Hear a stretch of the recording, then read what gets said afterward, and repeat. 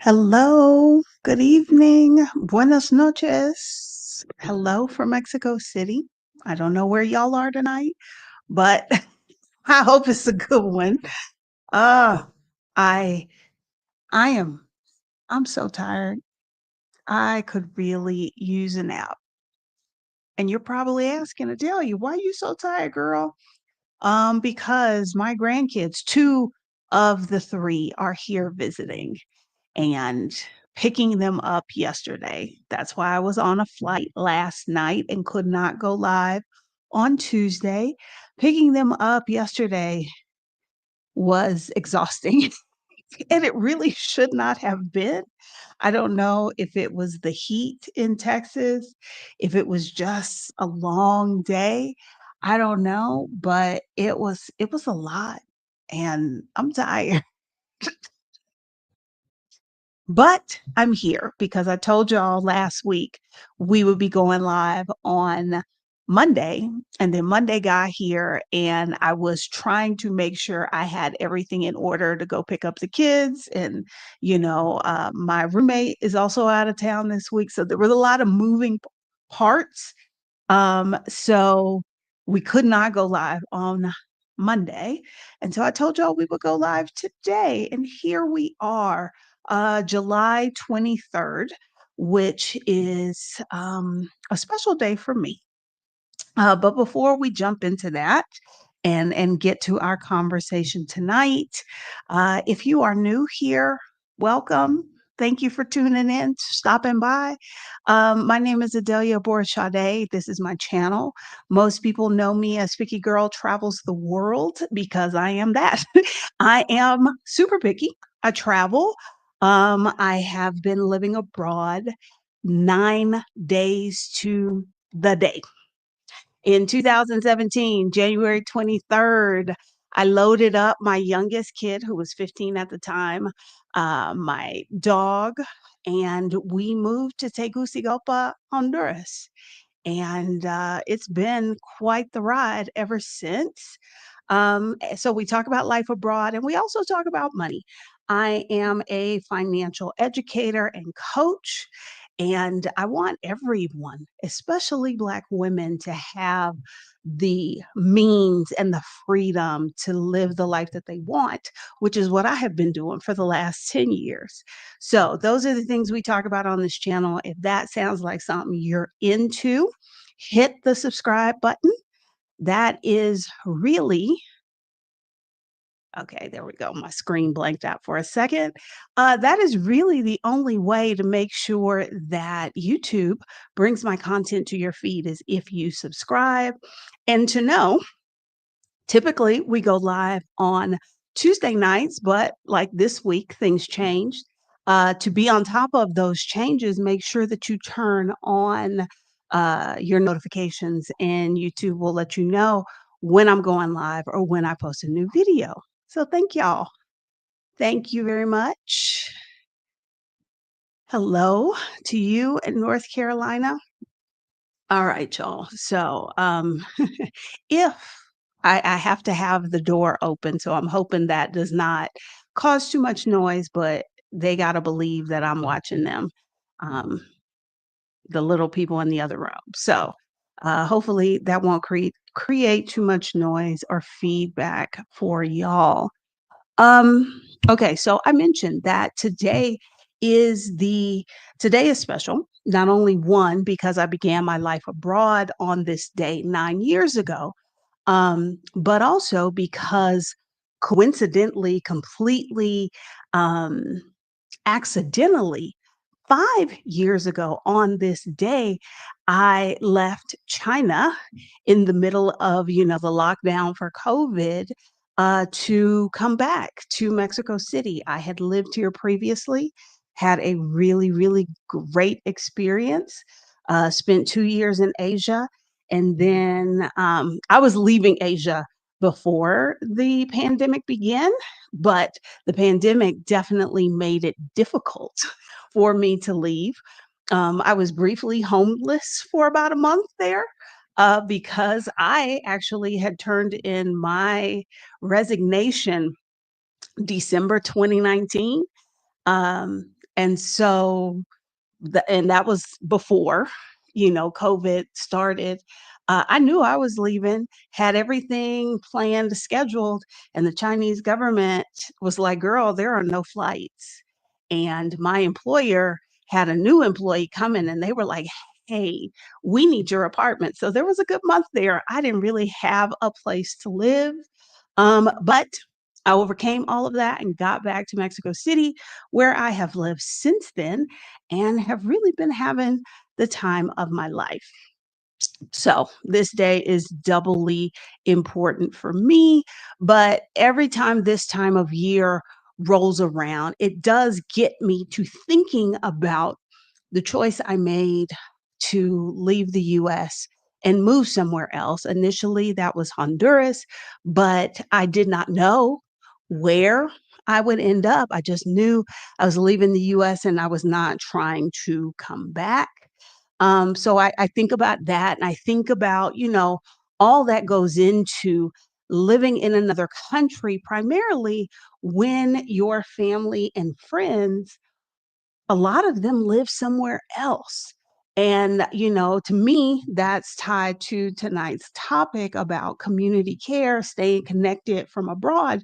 Because if you're somebody like me, who your intention is to leave the US and look at it in the rearview mirror and never go back, oh, there's definitely going to be some work, some effort that has to be done in order to maintain those connections with your community, with your family.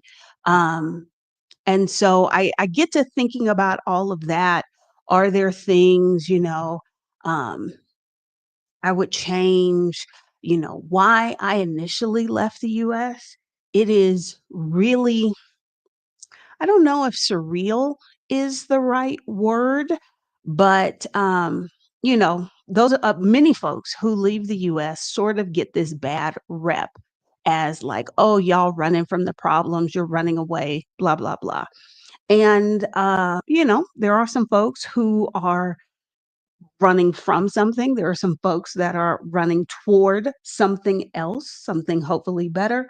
In my case, there was a it became more apparent to me that there was a very distinct cultural and value divide between the things that I felt were important and I felt were right and the direction in which the United States was going.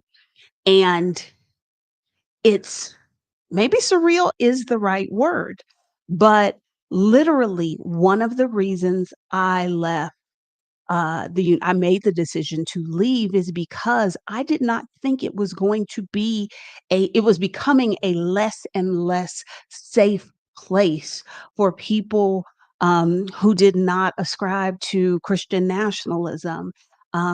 It was becoming a less and less safe place for Black and Brown people.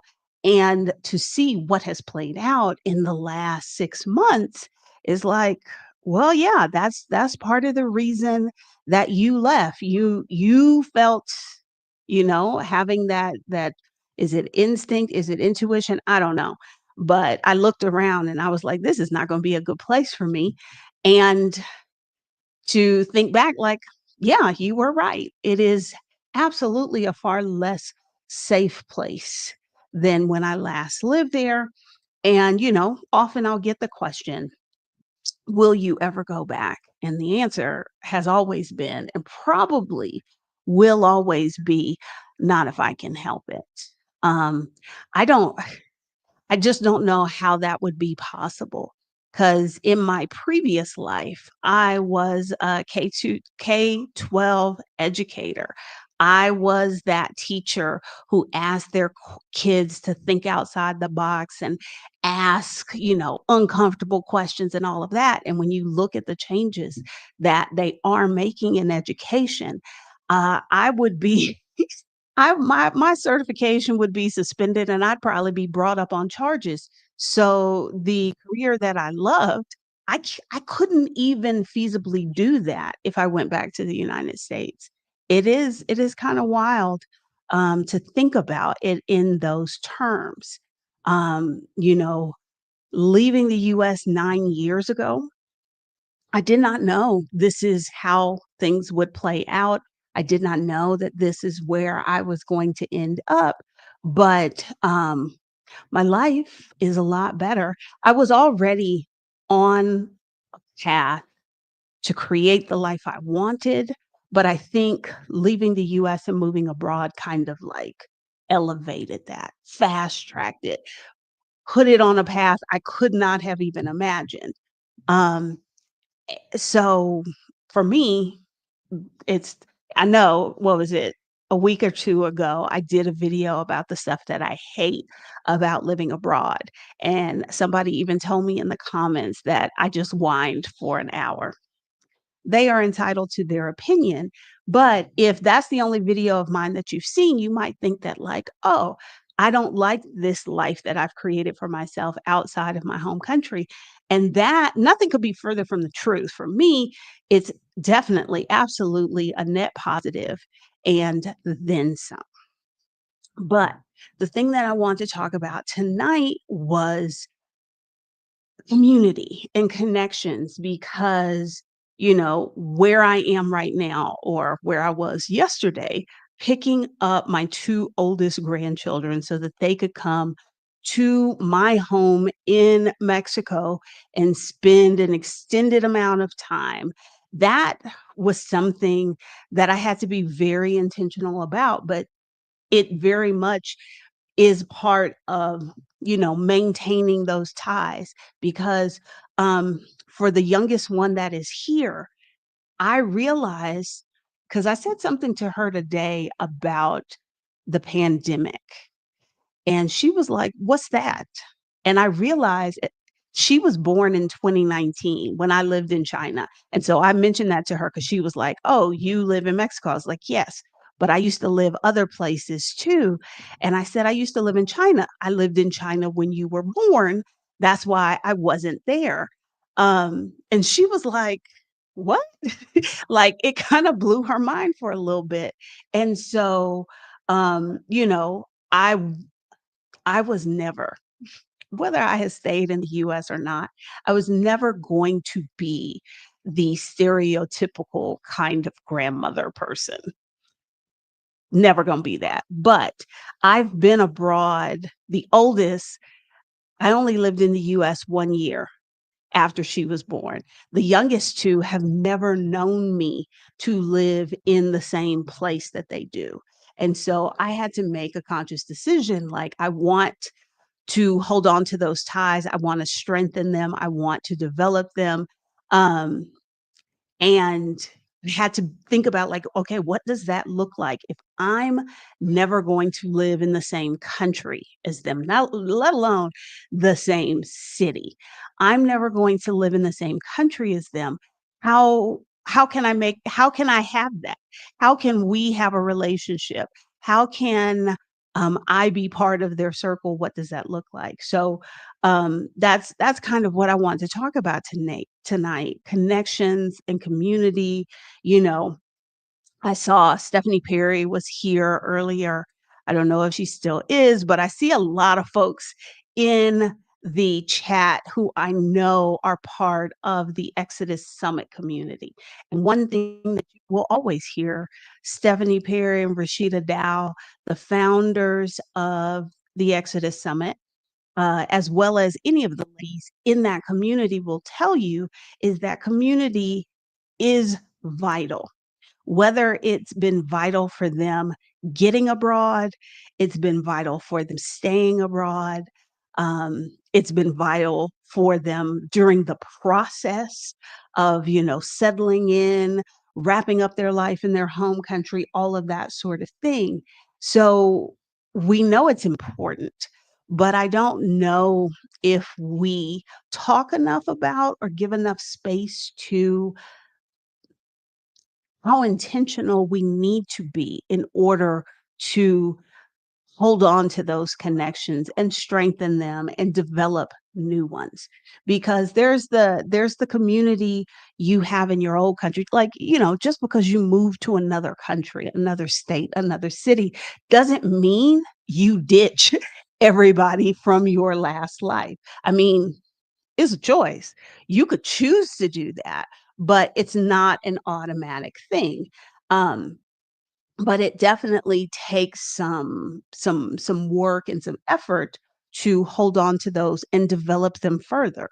Um, and then in your new home, you've got to set about building community with other people like you who are foreigners in this new country, as well as the people who already live there and what that's going to look like for you.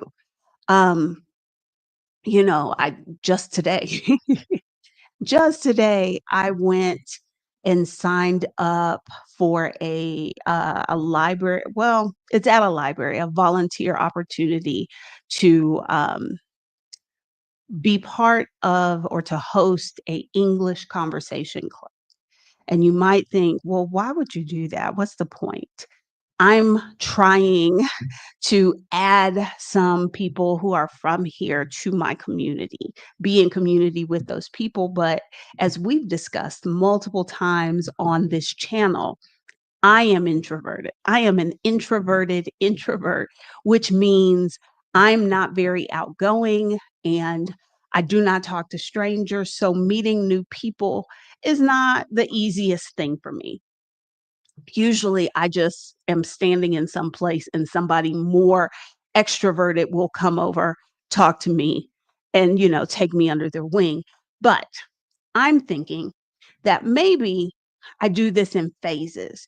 And it wouldn't be a bad idea if I met Mexicans who at least had some English. This so that's part of while I'm looking at doing this. Because one, this would get me to interact with Mexicans. And, if they're wanting to Learn English or they are already learning English, not that I think people need to learn English to speak to me, because as y'all know, I am well on my Spanish language learning journey. But I think that this might be what's the word? Kind of a easier route to go versus I want to be friends with somebody who doesn't speak any English at all. That way I have to speak Spanish when I talk to them. Like, that's a higher level goal. Right now, we're down here at the bottom. But this is me being intentional, looking for ways and opportunities that I can work with, talk to, interact with people from here. When I first moved here, I ended up in a position to teach business English. That is not why I came here. That was not my intention. I just kind of ended up doing it.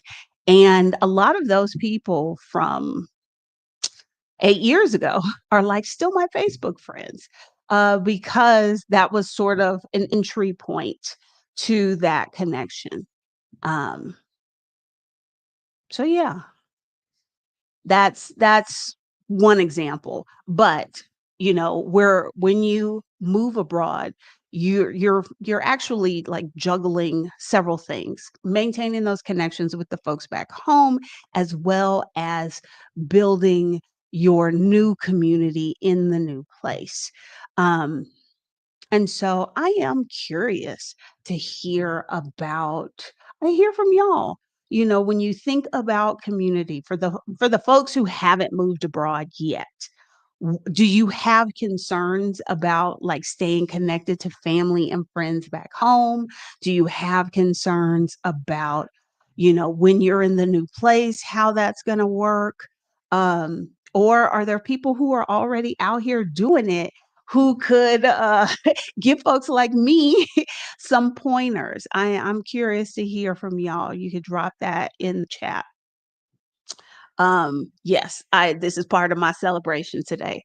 Also, it has been a million years since I have been responsible for two smallish children, and it's taken a lot out of me, and I thought, "You know what? I want a glass of wine to have with my cake."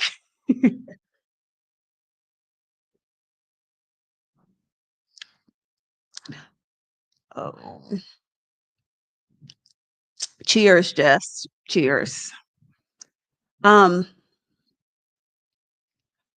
I use Workaway, and when I use Airbnb, I live with a local, so many new people I've met, and I'm an introvert.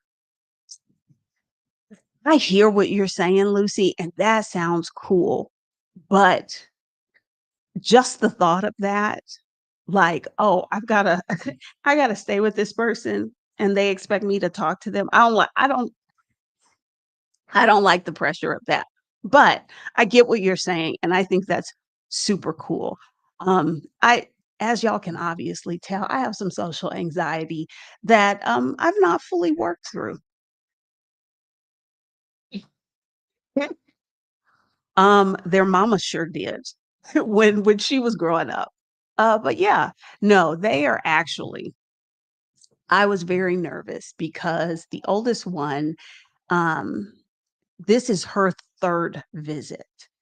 The middle of the 3, this is her first time coming. So I was very nervous about like, "Oh, what is how is this gonna work? How" all of the logistics. Would they get along here?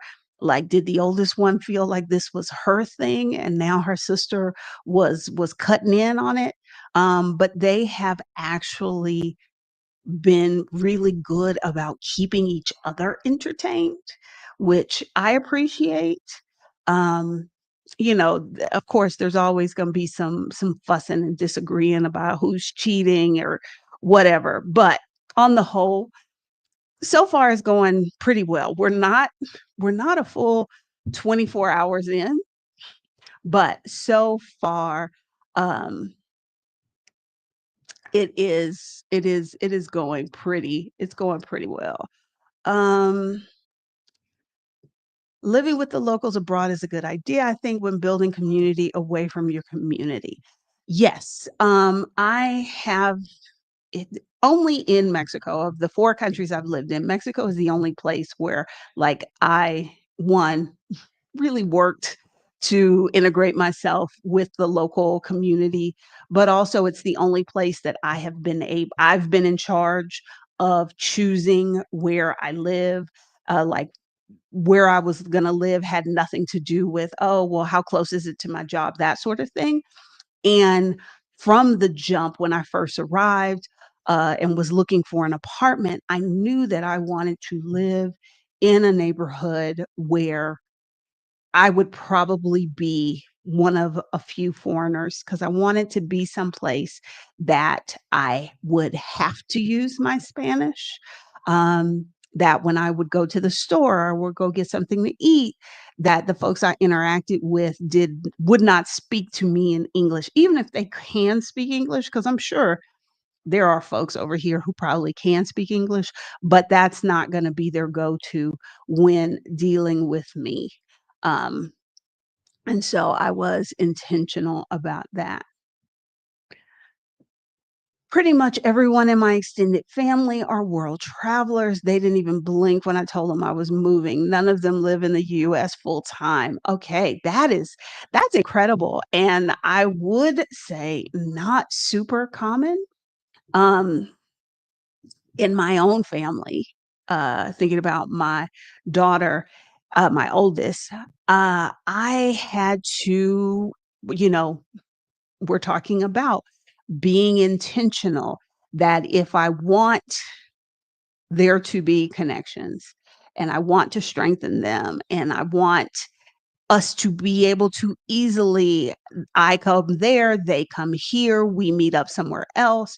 I went ahead a few months ago and got everybody else's passport. My oldest granddaughter, I got her passport so that she could come visit me and, when it was time for number 2 to come, I was like, "Okay, here's the money, here's an appointment, go get her passport," and then I thought about it, and I was like, "You know what? I'm gonna make the appointment for all 3 of you." My daughter and her youngest also got their passports, because, with how things are right now in the US, maybe. there might come a time when they need to be able to get out quickly, or I just want them to have the ability to be able to move freely, travel, come see me wherever. And so I went ahead and got that for them. But that's what I mean about being intentional. I could have just continued to hope that she would get her own passport. It wasn't happening. So that meant I had to pay for it. And I had to figure that into my finances, just like, you know, having the 2 of them come here. I'm not super comfortable, given their age and whatnot, having them fly as unaccompanied minors, which is something I did as a kid. But I mean, I've been old my whole life. I was a grown adult at 8. So I know that they are not me, and the awareness I had as an unaccompanied minor, I don't think these 2 would have had that. So that meant yesterday morning, I flew to the US, rented a car, went and picked them up. We came back to the airport and flew back to Mexico last night. And so I'll have to do that again on the end of this trip. And that means I've gotta buy 4 tickets. A ticket for me to go and come back, and then I've gotta buy our 3 tickets from, Texas to here, and then here back to Texas. And so if I want those things to happen, I want there to be this annual trip that like, "Hey, we're gonna go see Dee Dee in Mexico." I've got to not just want it, I've gotta, like, put stuff in place. I've gotta set aside the money to when I'm figuring out what are my spending priorities, I've got to include that. I'm just looking in the comments. Okay. I'm noticing that most of you are like, "No, the way my relationships are set up, it's not gonna be a big deal when I finally do move abroad," or it hasn't been that big of a deal since I've moved abroad. Um,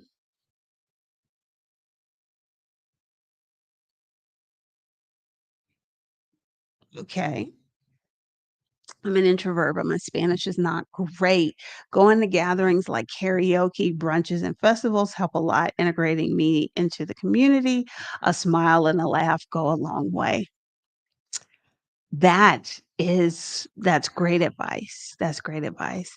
I don't I don't smile at people. I honestly I don't do strangers. And I know that's my thing, that's my issue, but I don't. But I think it's great that y'all do. I commend you. I really do. Yeah. Um, you just if it's something that you want and it's something that's important to you, you've got to figure out like, okay, what am I willing to do to make this happen? What am I willing? Okay. Yeah, I smile because I'm at my house talking to y'all on the internet. Um, but in person, I just be standing there with my resting bitch face and minding my business. Because at the meetup in Bogota earlier this month, several people came over, and I appreciate y'all, and I told y'all this when you did it. Several people came over because I was doing what I do, which is find a corner and go stand there and mind my business, and these were people who wanted to speak to me, and they came over and they were like, "I know you're an introvert, so I came over here to speak to you." I appreciate that. 'Cause and this is about me being at this big age, knowing who I am and, what what I'm willing to do.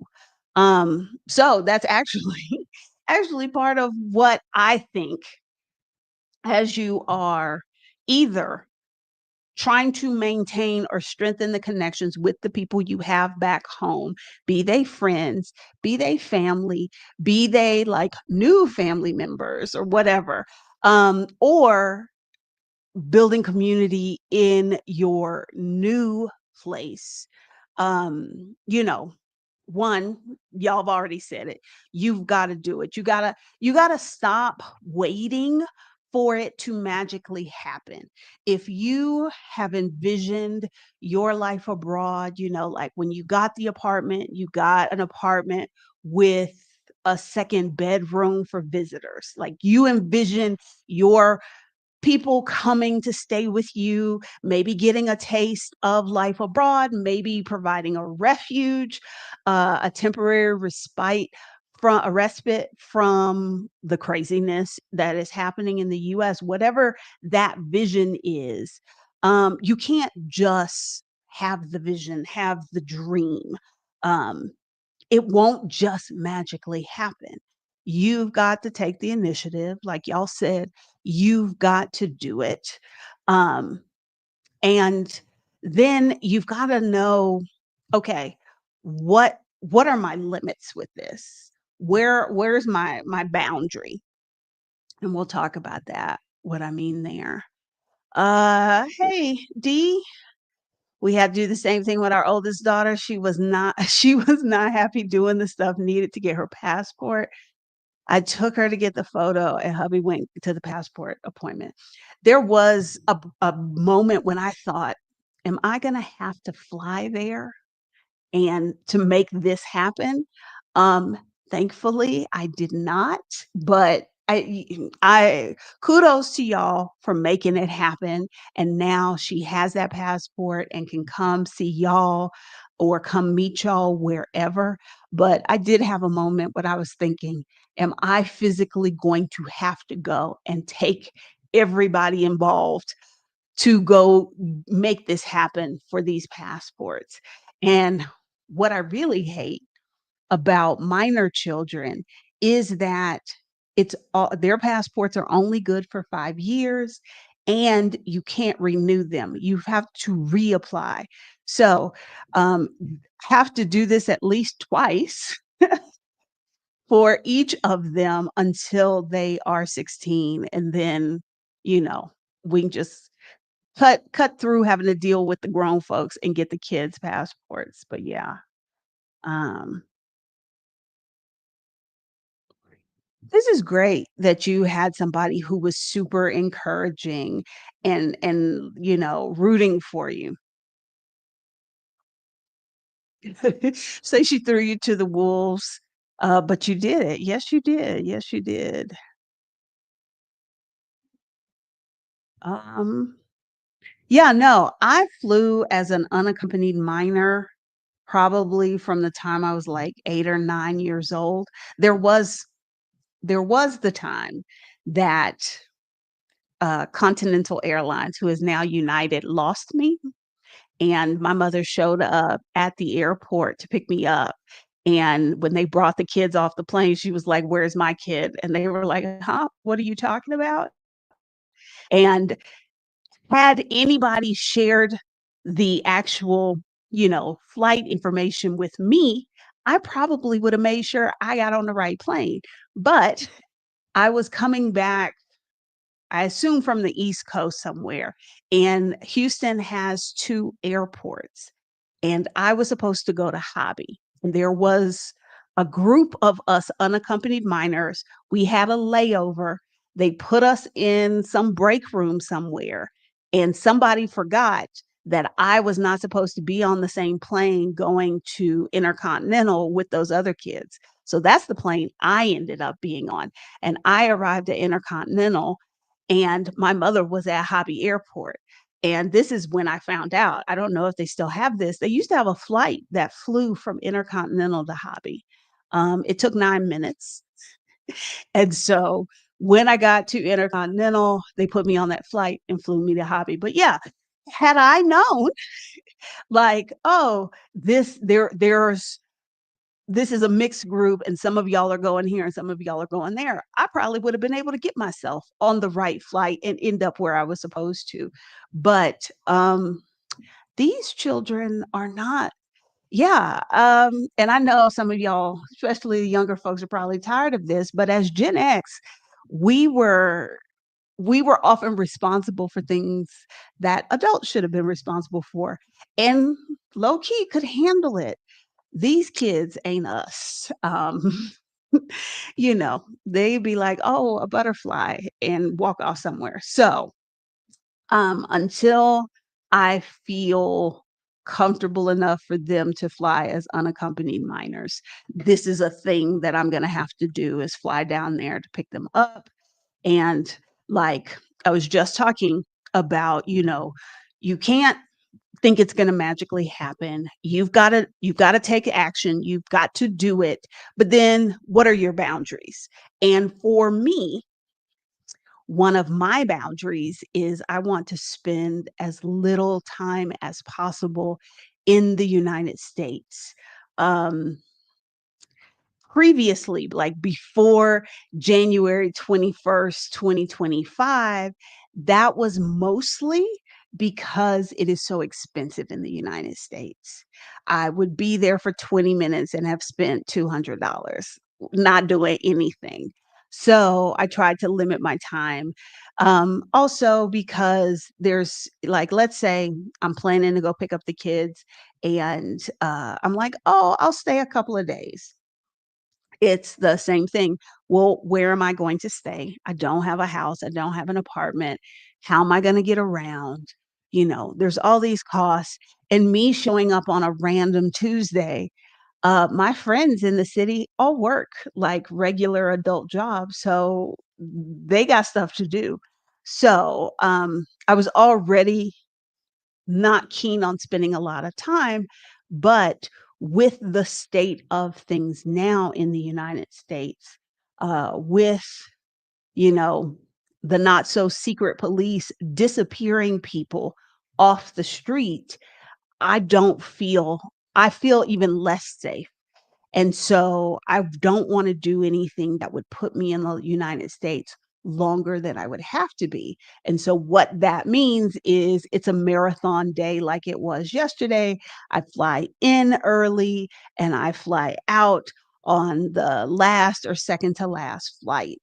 And, it's it's a lot of work, but I would I think the stress and the discomfort I would have about being there longer, because I wouldn't wanna go out. I wouldn't want to be out in public for fear that I get because I'm the wrong shade of brown, that I get picked up. And yes, I am a natural born US citizen, but we've seen time and time again that that doesn't really mean anything to the secret police there. They was it just and it's not funny, it's more like I gotta laugh or I'm gonna cry. They picked up a man on his way he was at the immigration office to get a replacement green card because his wallet was stolen.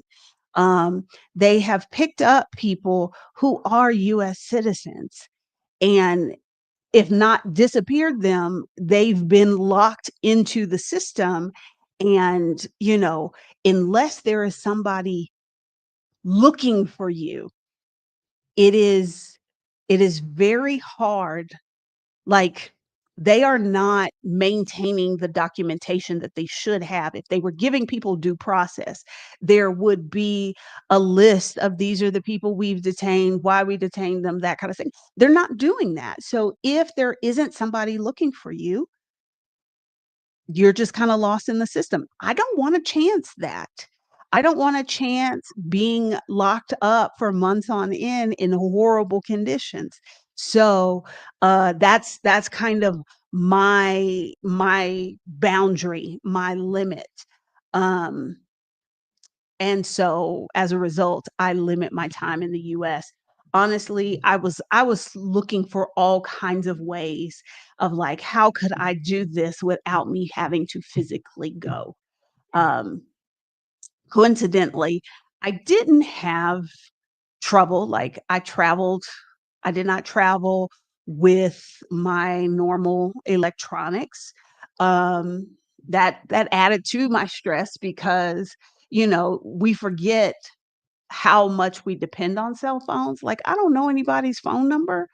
Um, all that stuff is in my regular phone, and I didn't have my regular phone with me.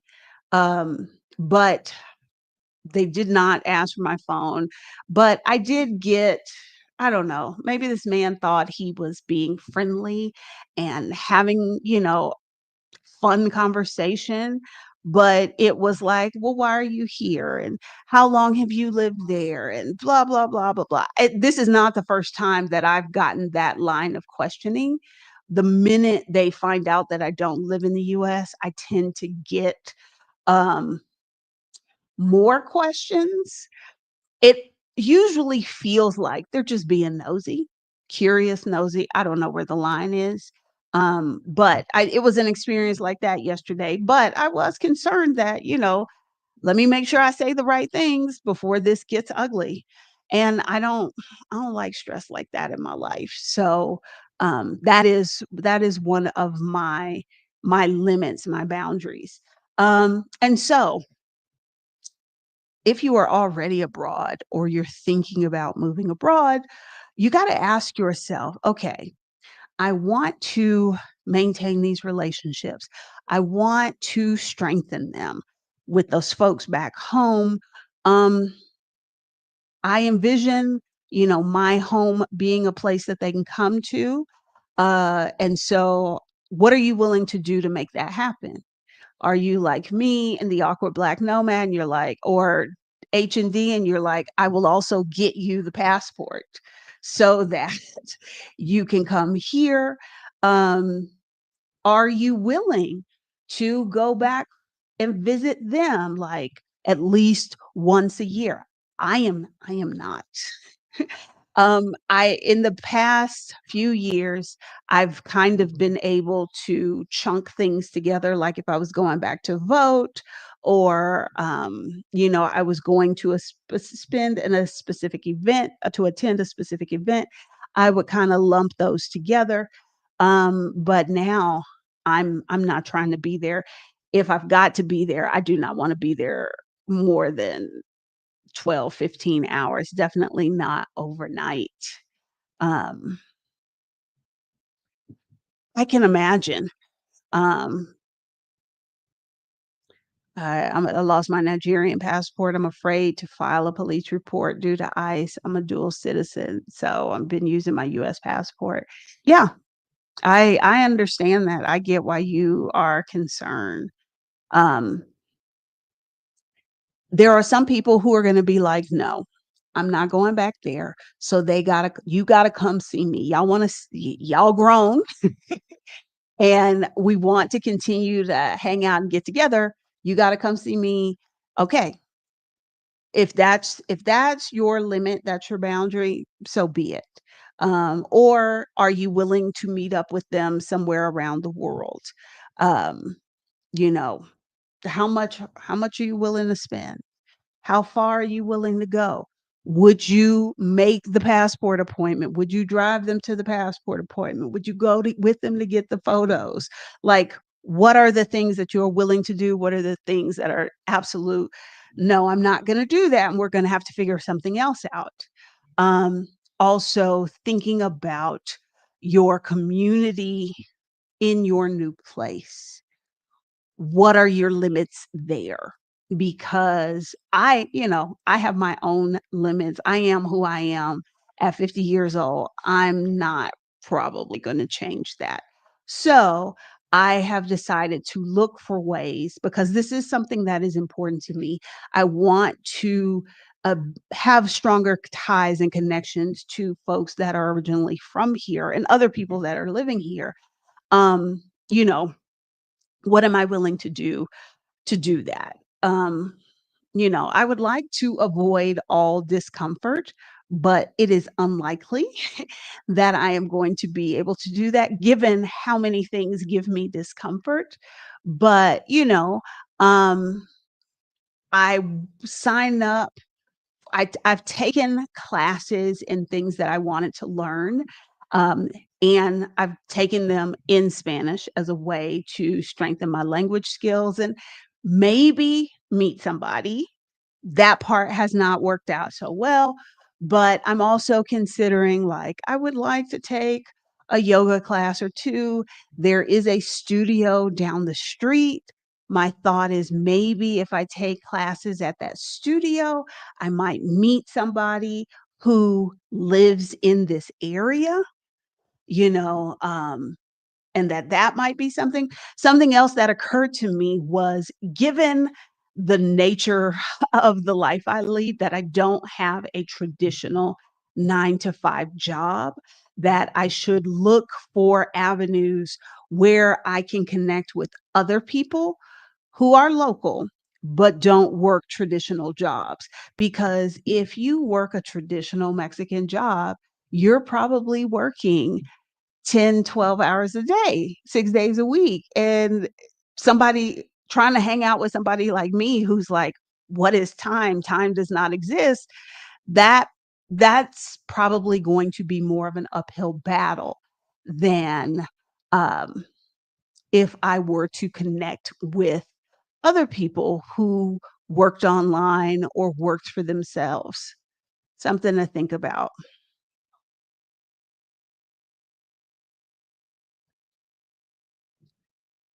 Ah, this is a good question. Anyone adding eligible dependents under their residency visa, including parents, if we have to become caregivers, we would prefer to do it abroad. I feel you on that. This is,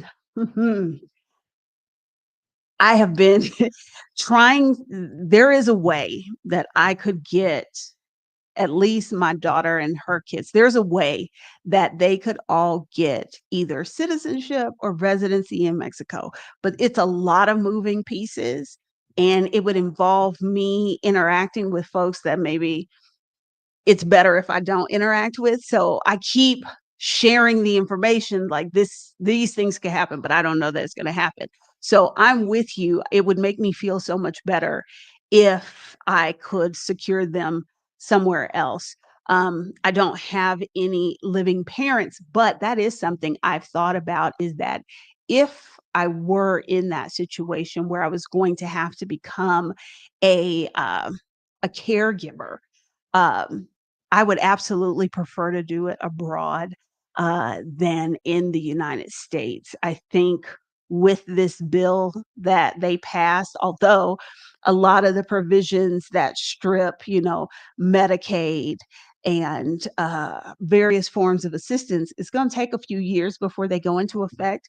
But I think people are underestimating how catastrophic that is going to be. And I think as a result of the situation people are gonna find themselves in, any the government has made it very clear that they do not want to support people who have to be caregivers. Um, they've made it very clear. So when there is no Medicaid to pay for nursing homes, and those parents, loved ones who are in need of care have to be they have to come home with you. The government has already made it clear, like, we ain't trying to help y'all. So I feel like there's not going to be any resources, and things are going to be ridiculously expensive.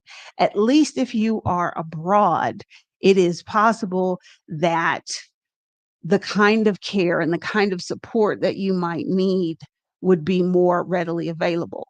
Um, Stephanie Perry mentioned one of the reasons she got residency in Mexico is because, if need be, she can bring her parents and they could get family reunification through her.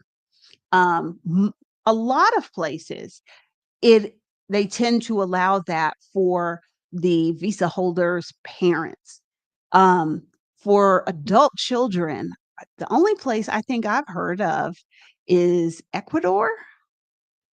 I'm trying to think. There's the name the country's name is escaping me now, but I just did hear about a country that will let you do adult children up to like 24 or 26. But most places, once your child is 18, um, they've got to qualify on their own. I did have a client once who had an adult child, and we were trying to work through ways that they could get residency because they could not meet the income. And basically, it it seemed to make the most sense for the parents to gift them the funds to qualify through savings. These were parents who had they had some money sitting around so they could do that. That's not most of us. That's not most of us. So, um, I really wish and so if and that's something we can share because, like I said, the only country that is coming to mind, I know there is another one, but the only country that's coming to mind right now is Ecuador that won't give you a whole lot of hassle about bringing adult children. Every place else, it seems as though when they turn 18, the kids are on their own.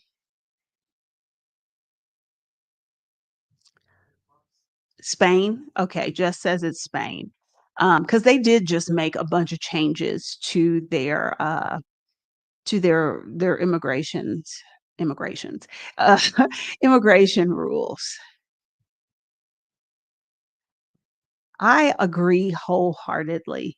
I got a peek at what this could look like for me, and I didn't like it, because my mother had a stroke when she was, oh gosh, almost 20 years ago.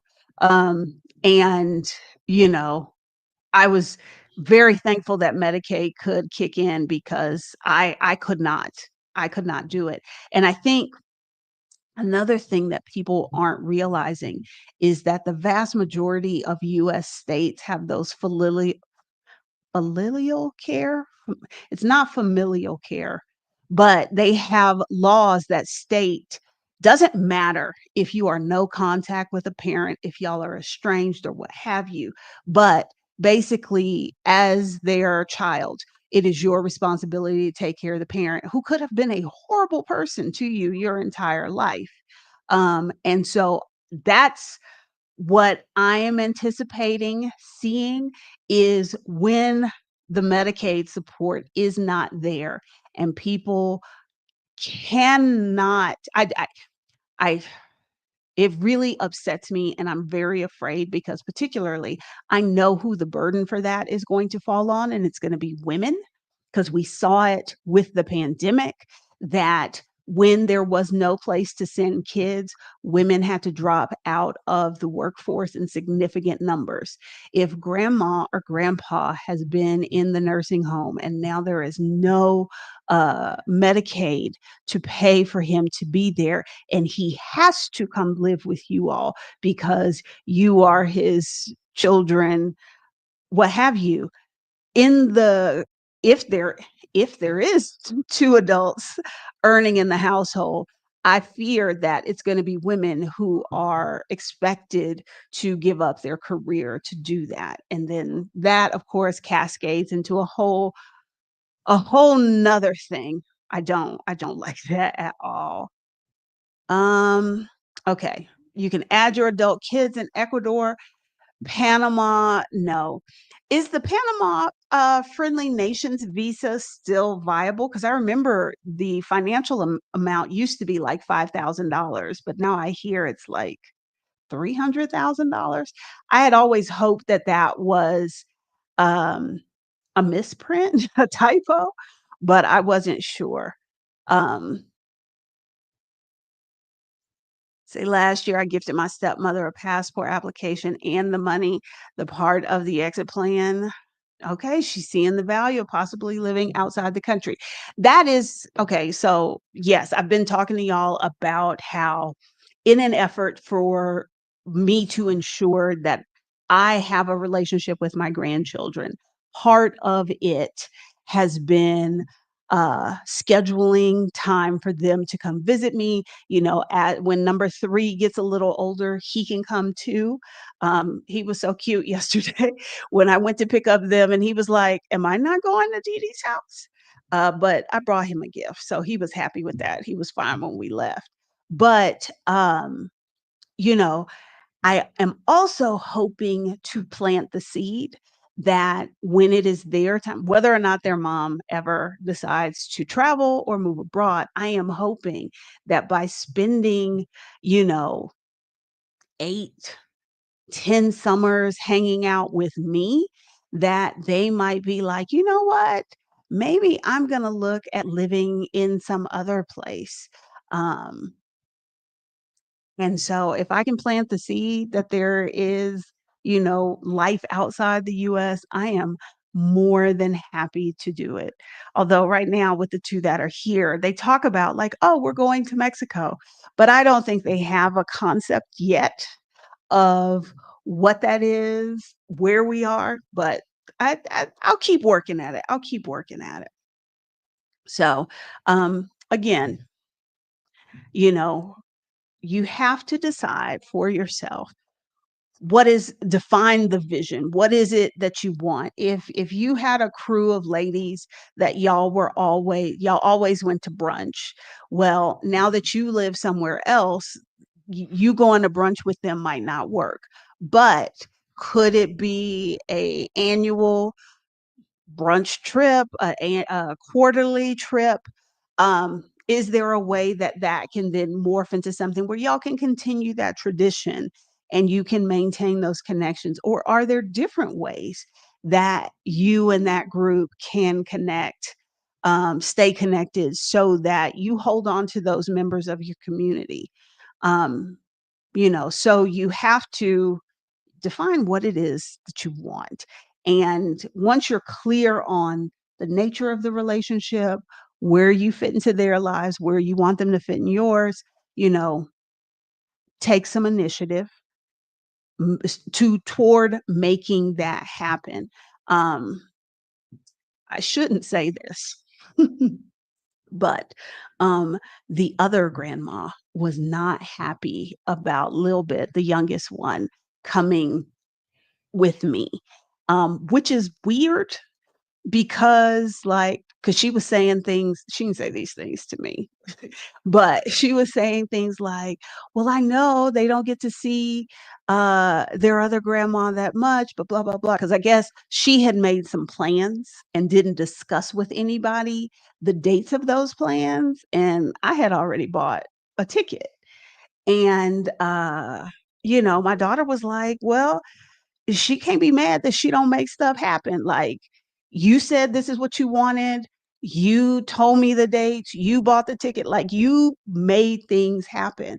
And so, whatever your vision is for community in your new home, community with the people you who were already part of your tribe, take the initiative to bring your vision into reality and know where your limits are and not feel bad about having them.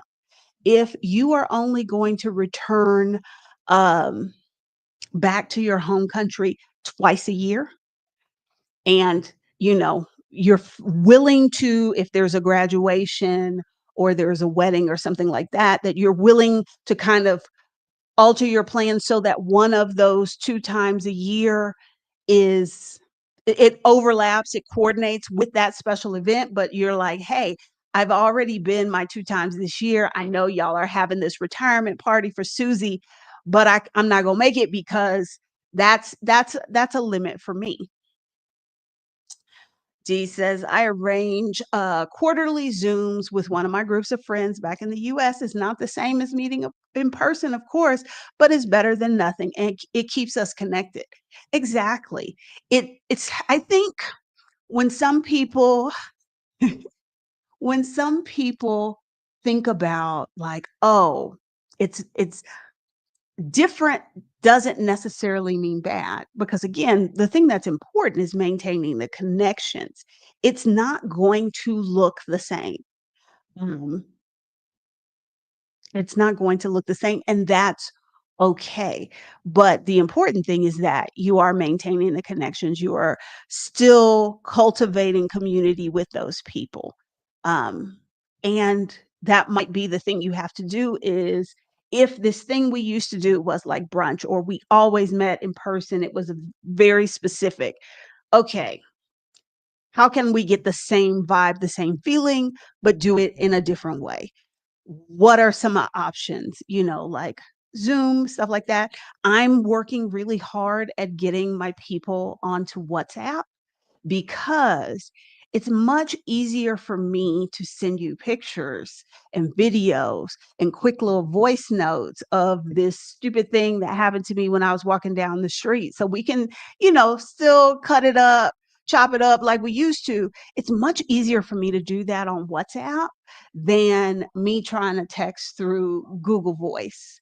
And so that's my new thing is I'm trying to get them on WhatsApp and to see all of the benefits and the cool things about WhatsApp. Um, I'm not being super successful right now, but Imma stick with it. Y'all are I am trying, and that's all I can do, sabotaging grandma versus fun grandma. It's our ongoing joke between me and it's not a joke for the children and their mother is I don't think they know I'm their grandma the way they know the other grandmas. Because one, don't nobody call me grandma, and that was intentional because I ain't nobody's grandma. But, I think I might just be that fun lady we hang out with, and, if if it takes them much, much longer to figure out who I am, whatever. But if when they think about me is we do some cool stuff. I saw things I never took like we took the metro today to go pick up my cake. And the little one, she's never been on a train or anything like that. In her eyes, biggest saucers, it was a whole new experience. Like if I can be the person that gives them new experiences, I'll take that, whether they figure out I'm their grandma or not. I love this. My uncle, who's almost 100 years old, shocked the heck out of me yesterday, calling me on WhatsApp. Yeah, because the other grandma uh, was like, "Well, can she call me? While she's there?" Like, girl, you see her every week. But uh, the sweet person that I am, I'm like, of course. And so I show a little bit the phone and I'm like, okay, this is how if you want to do a phone call, press this button for video call. And I was like, or if you just want to tell her something, I was like, you can just record your voice. And she was like, "Oh, okay." And she got to work. So yeah, that's what I'm working on now. I'm trying to get like my core group of people on WhatsApp. Have you found it easier or harder to form a community outside the US? Yes and no. Yes, but um, I think the challenge has been is the methods I used before when I was in the US don't quite work the same way because I don't live my life in the same way. I mentioned earlier that as an introvert, generally, I just waited for some extrovert to be like, "Hey, let's be friends," or, whatever. That doesn't really work the same way in this new life. The way people socialize is different. The way I socialize is different. So I don't, I hesitate in saying it is harder. It is different. And I think adapting to or figuring out how to navigate that difference, that's the challenge. Um, Now, I have in my circle now that I did not have before this incredible group of Black women located all around the world. I think this is one element of building community that has been easier because I'm already abroad. And that means I come into contact with more women who have a similar mindset or similar values and ideals. So it's like before, if I'm trying to make friends and connect with people, I'm sorting through all these different kinds of people, different vibes, different, everything. And because I'm abroad, there's kind of already been a certain amount of filtering that happens because we've already left. Now, does that mean that every Black woman that has moved abroad can be in my crew? No, because everybody ain't my people. But it has been easier to find the people who are my people than it was previously. Um, I don't know. I mean, I was gonna say where I struggle, of course, is with more local folks, and that primarily primarily is a language thing, but also it is figuring out I was gonna say figuring out how people interact socially here, but no, that's probably a me thing. Like, how am I comfortable interacting with people in my comfort zone, in the realm of things I am willing to do and the things I am not willing to do? How do I adapt that here? I'm still working through that, but I haven't given up. It's just what I'm working on now. My 72-year-old uncle just moved to the Philippines, and that was the only way we got my mom on WhatsApp.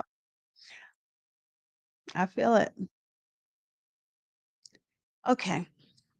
All right, y'all. So, that's what I want to talk to y'all tonight about. I hope that you are intentionally and consciously cultivating community where you are and with the folks that you either will leave at home or have left at home. I want that for everybody. Um, okay, today is Wednesday. We are supposed to go live next Tuesday. As of now, that is the plan. If the plan changes, I will let y'all know. Um, and oh yeah, uh, if you happen to be watching this, somehow this came across your feed, and you are contemplating a move abroad, I do have a move abroad checklist that you can get to help you think through all of the millions of things that you need to do when you are planning a new life abroad. Okay. Bye, y'all.